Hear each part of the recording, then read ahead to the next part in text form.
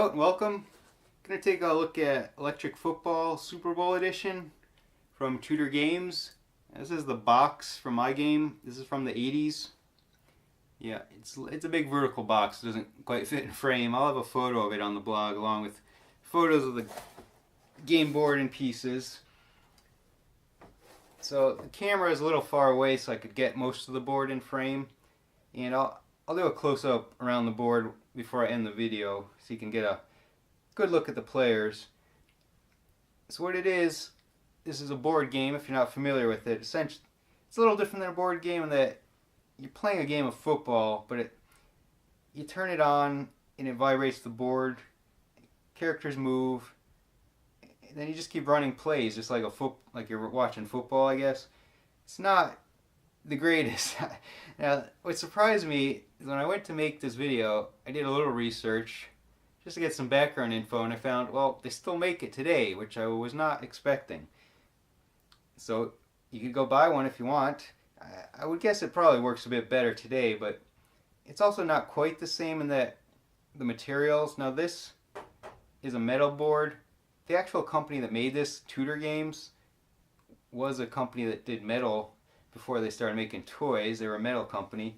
So this has been around, they've been making it since the 60s, but Tudor themselves, or itself, got purchased in 1990.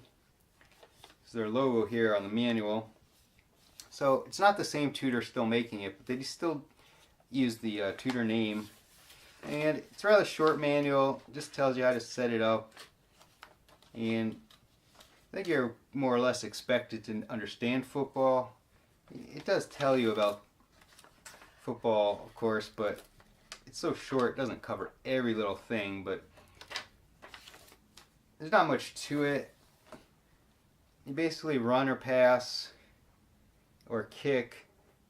This piece here is called the triple threat quarterback. So the football is currently in his hand. Probably hard to see, it's a little beige piece. I've already lost one on the rug while trying to film this video a few times. They're easy to lose, they're quite small, and this happens to be pretty much the same color as the carpet in this room. So you gotta be careful, because when you flick his hand, he can throw it quite far. Same thing with kicking. Now, there's a leg that snaps up like that, and when you kick, you could kick it across the whole board, which is why one of the rules for this game is that they don't want you kicking beyond the 40-yard line. Otherwise, you could just kick off from anywhere and never have to punt the ball. So that's really the only main thing that's different as far as the rules. You still get 11 guys on the field. Thing is, I have not applied the stickers. They come with uniform stickers. Now, because you only get 11 guys per side, you have to decide what numbers to use to make sense for the NFL.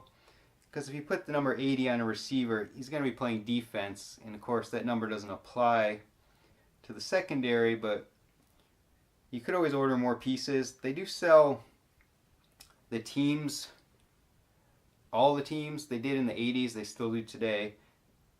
Back then you had to use a mail order form to get them. So then you could order more of the same team if you want to have a complete team with defense and offense numbers that make sense. Or you could buy any of the teams, or you could buy like basic colors that aren't NFL teams so that you can try to get your college team. Now these aren't too detailed. Like I said, I'll give you a close-up later, but Patriots just have a blue blob on their helmet. It's supposed to be that little Patriot guy who really doesn't even have that much blue on him, I don't think, if I recall. Well, he has a blue shirt or blue jacket, but they couldn't get too detailed. And the Bears, you can see, looks more like the real logo. It looks like a C. But the pieces they have today look really detailed, much better. So most of it's metal, like I said, but there are plastic pieces, the goalpost, the chains. Chains are on magnets. This whole, obviously being metal, it's magnetic, so you can just slide the chains on the magnets. And there's a speed control. Now if you run it too fast, it gets really loud and the pieces can fall over. They won't all fall over, but a few will, and I guess that's realistic, but it's easier just to kind of run it slow, because when you play, you have to decide when you're going to pass. So I'll turn it on for a few seconds, but it's just going to be a mess probably. If you leave it on for a while, they just kind of end up everywhere. But what you have to do is turn it off when you want to pass. So I'll do that now.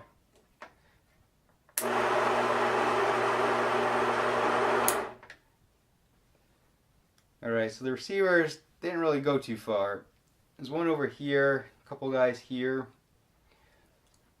So passing is a little tough. I don't know the exact rules, like how you're supposed to do it, but I think if you just leave him standing straight, it's too hard, because when you flick it, the ball goes quite far. So you gotta, at least I do, maybe it's cheating, but aim down a little bit so at least it doesn't fly off the field. So I can either throw for this guy or these guys. Unfortunately, the defender's not too close, but I may hit the lineman. No, it's not even coming off. I don't want to flick it too hard, because I don't want it to go off the table. Well, I hit the receiver, but it popped off the table, and I'm going to have to retrieve the ball.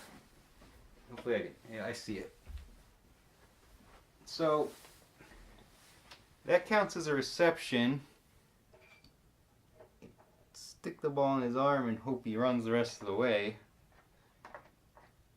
Or he's just running into the wall. Essentially he went out of bounds. I'll just leave him there. But if you were to hit a defender, that would count as an interception. So then you'd reset, the plays and just keep on doing that until you score or turnover. And that's essentially it. You just play a regular game of football, and it can take a while. Obviously, since you got to set the players and the formations every single play. So I didn't play this a whole lot. And I'm surprised how popular it is that they still make it today. Now, just a demo. I'm just going to try a field goal. It's a little tricky to hold this guy. Well, it didn't come off too well. It went under the goalpost. I don't know how easily it can be seen on the camera from so far away. Let's try it once more.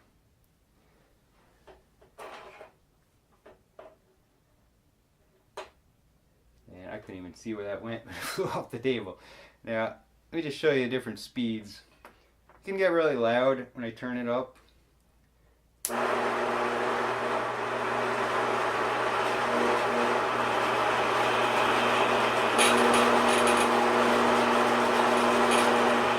can see they really lose control though.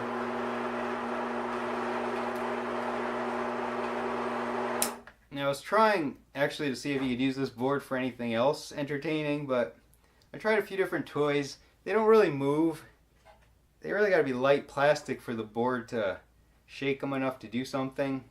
I even tried, die-cast cars. They didn't really go. Bobbleheads, I thought, well, you could display a whole bobblehead collection and just shake them. But it really didn't do anything.